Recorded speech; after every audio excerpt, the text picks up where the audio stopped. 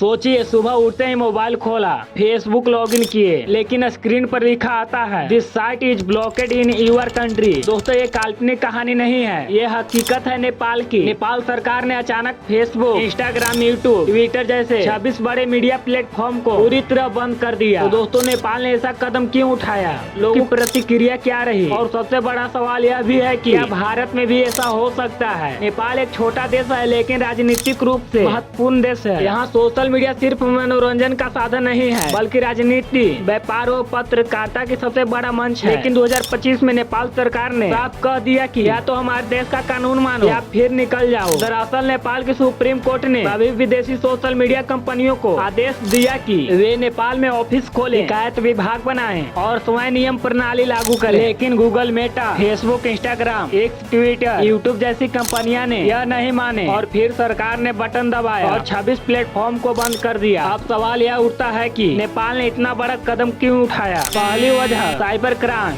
Fake accounts, धोखाधड़ी और scams तेजी से बढ़ रहे थे। दूसरी वजह मिसाइन कॉन्फ्रेंसन, गलत खबरें और अफवाहें जो राजनीतिक और समाज में स्थिरता फैला रही थी। तीसरा वजह सरकार चाहती थी कि प्लेटफॉर्म उसकी निगरानी में रहे और स्थायी कानून माने, यानी सीधा संदेश था अगर हमारे देश में काम करना है तो हमारे कानून को भी मानना होगा। आप सोच रहे होंगे कि सब कुछ बंद हो गया। कुछ ऐप्स ऐसा भी है जिसने सरकार की बात को माना और रजिस्टर किया और लोकल ऑफिस भी बनाया, जैसे कि टिकटॉक, वाइबर, वीटाल, पोपो लाइव अब भी खुले हैं क्योंकि उन्होंने नेपाल सरकार के नियम माने, रजिस्टर किया और लोकल ऑफिस भी बनाया। यानी नेपाल ने बैन उन्हीं पर लगाया जो झुकने को तैयार नहीं थे। अब जरा सोचिए, नेपाल के लाखों स्टूडेंट, क्रिएटर, बिजनेस जो यूट्यूब या इंस्टाग्राम पर अपना काम करते थे, उनका क्या हाल होगा। किसी ने कहा हमारी आवाज छीन ली गई, किसी ने कहा सरकार हमारी सुरक्षा के नाम पर हमारी स्वतंत्रता खत्म कर रही है। मानवाधिकार आयोग ने कहा ये कदम सभी व्यक्ति की आजादी और संविधान के खिलाफ है। पत्रकारों ने भी विरोध किया, ये प्रेस की स्वतंत्रता पर सीधा हमला है। लेकिन दूसरी ओर सरकार की समर्थक कह रहे हैं कि ये जरूरी है देश की सुरक्षा और सामाजिक स्थिरता के लिए। यानी नेपाल सुरक्षा बनाम स्वतंत्रता की बहस का मैदान बन चुका है। लोगों के मन में यह भी सवाल उठ रहा है कि क्या भारत में भी ऐसा हो सकता है। भारत पहले कई बार बड़े कदम उठा चुका है। 2020 में टिकटॉक समेत 250 चीनी ऐप्स बैन किए हैं। व्हाट्सएप और ट्विटर से कई बार डेटा और नियम पालन को लेकर टकराव हुआ। 2021 में IT नियम बनाए गए जिनमें local office, chief compliance officer और शिकायत निवारण अधिकारी जरूरी है। तो तकनीकी तौर पर भारत के पास भी